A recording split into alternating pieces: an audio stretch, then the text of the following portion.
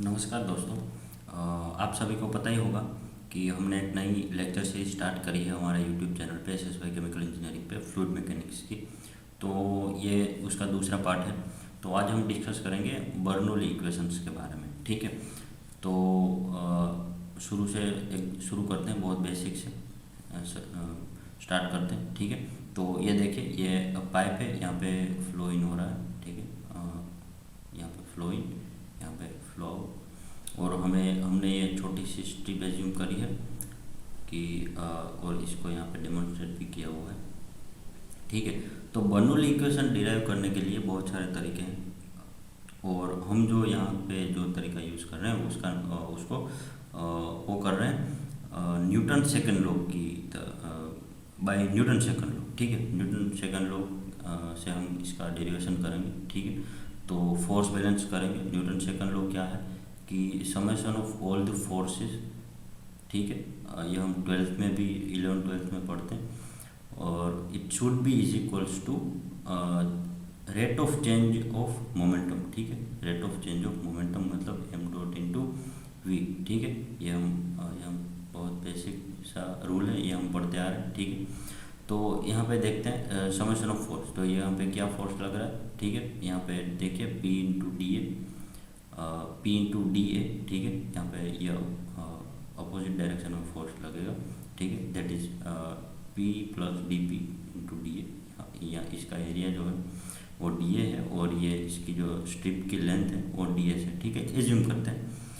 तो ये ऊपर की साइड हम एक काम करते हैं कि पॉजिटिव कंसिडर करते हैं ये वाले स्ट्रीम के अकॉर्डिंग, और ये वाला स्ट्रीम है, इसके अकॉर्डिंग हम उसको नेगेटिव, अगर डाउनवर्ड में आ रहा है तो नेगेटिव, और अपवर्ड में जा रहा है तो उसको पॉजिटिव कंसिडर करते हैं। ठीक।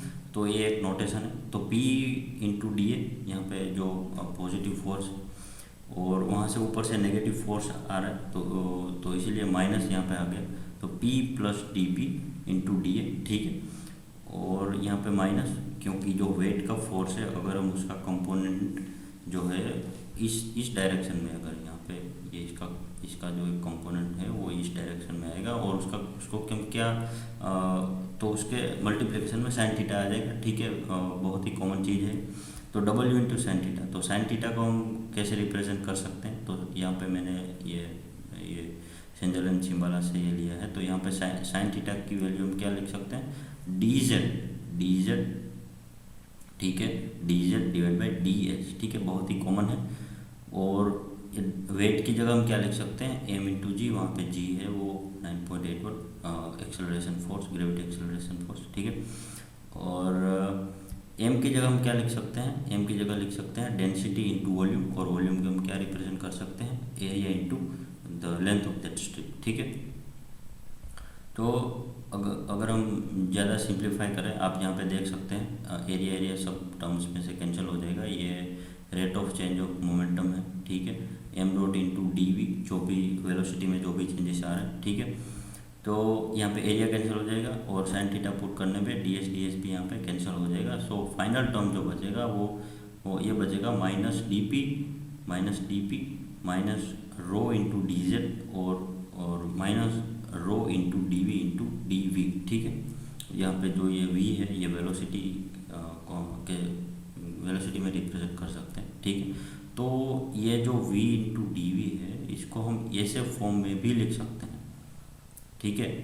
d इंटू डी, और यहाँ पे ब्रैकेट में we square divide by 2v। अब इसका हम जब डिफ्रेंशिएशन करेंगे तो यही टर्म आएगा। ठीक है। वापस, और सब सारे टर्म में नेगेटिव है तो वो कैंसिल आउट हो जाएगा। ठीक है।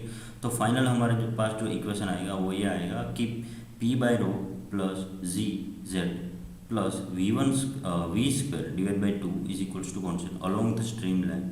ये तीन टर्म है, वो इसका सम है वो कॉन्स्टेंट रहने वाला है। ठीक है। ये बर्नौली इक्वेशन सिंपली स्टेट करती है। तो ये इक्वेशन हमारे पास आ गया। ठीक है। अगर हम दो पॉइंट के बीच में अगर हम लगाएं बैलेंस, लेट अस सपोज कि ये 0.1 है, ये 0.2 है, तो दोनों जगह सेम होगा। ठीक है। ऐसे हम लिख सकते हैं कि एनर्जी का जो सम है, तीनों energy like pressure energy, potential energy, kinetic energy, तीनों का जो सम होगा वो सेम होगा। ठीक है, दोनों पॉइंट पे।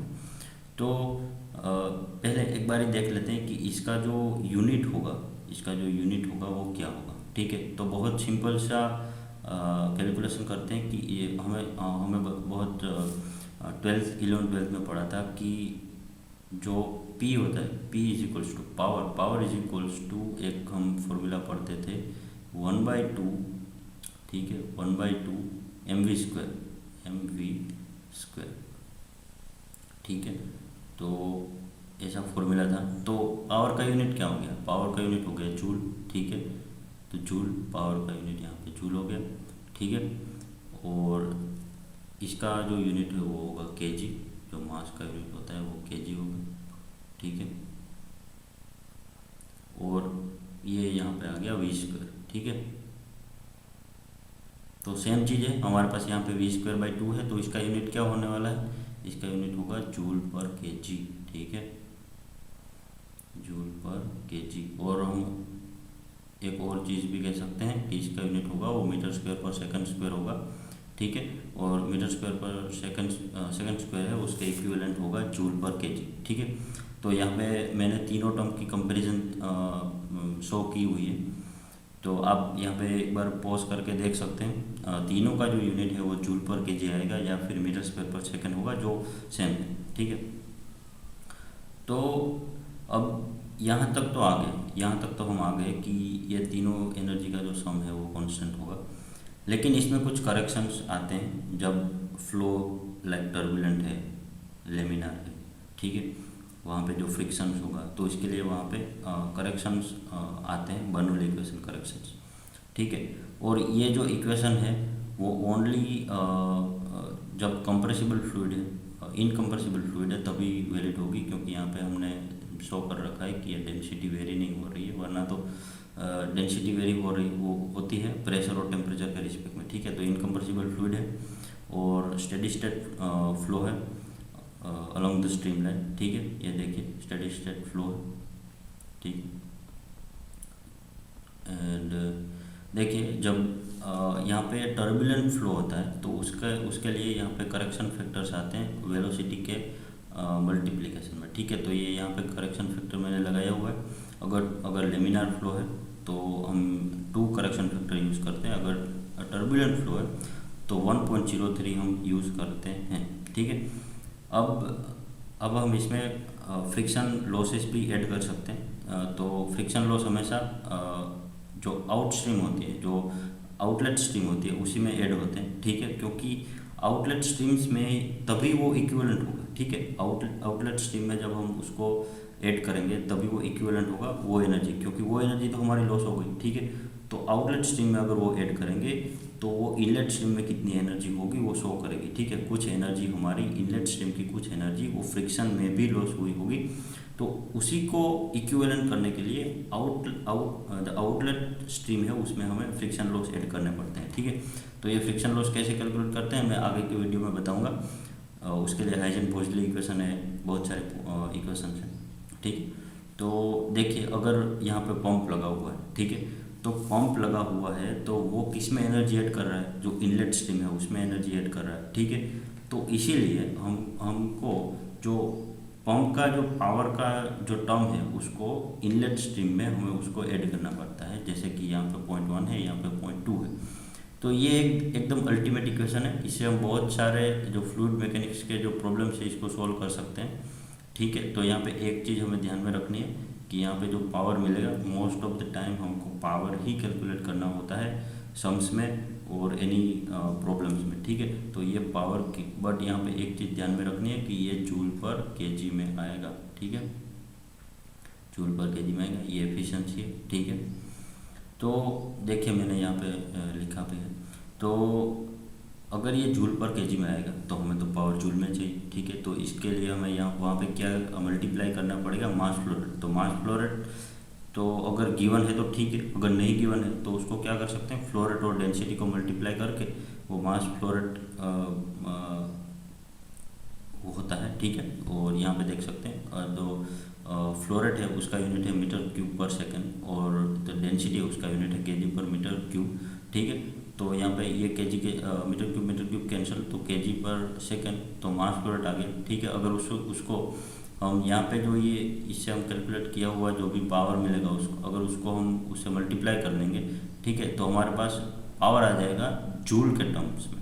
ठीक, वोट भी कह सकते हैं, जूल पर सेकंड, वोट भी कह सकते हैं। ठीक है, तो यहाँ पे फ्लो रेट क्या हुआ, फ्लो रेट अगर हमें नहीं पता है और वेलोसिटी दी हुई तो इजीली कर सकते हैं, वेलोसिटी इनटू एरिया। ठीक है, तो आई होप आप सबको समझ आया होगा। ये डेरिवेशन मैंने बहुत आसान सी भाषा में आसान से स्टेप्स में किया हुआ है, 2-3 स्टेप में ख़त्म कर दिया।